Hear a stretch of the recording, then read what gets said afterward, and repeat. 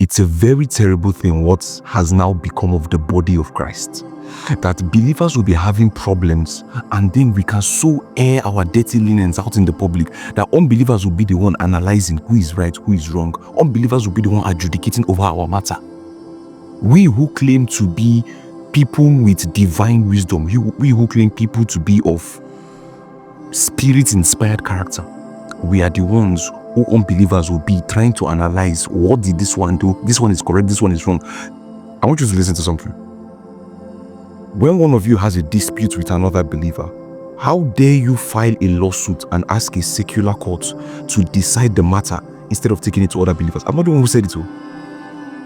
I am saying this to shame you. Isn't there anyone in all the church who is wise enough to decide these issues? But instead, one believer sues another right in front of unbelievers. What exactly is happening to the body of Christ? That we are having conflict, we bring it out online. People who on a normal should not be able to even make inputs or certain situations are the ones trying to analyze, doing detectives. What exactly is happening to the body of Christ? What exactly is happening? There are some cases, even when you think you have been wronged, if you really value the body and value what we stand for, you'll be willing to be cheated. It's not from me. Even to have such lawsuits with one another is a defeat for you. Why not just accept the injustice and leave it at that? Why not let yourselves be cheated?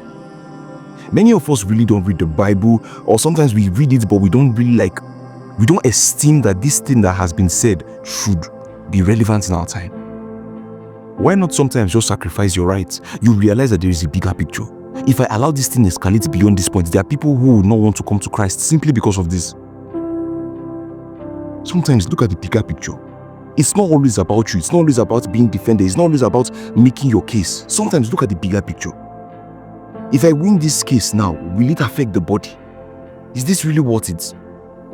You bring up a situation between one believer and another believer. If one person wins, the body of Christ still suffers.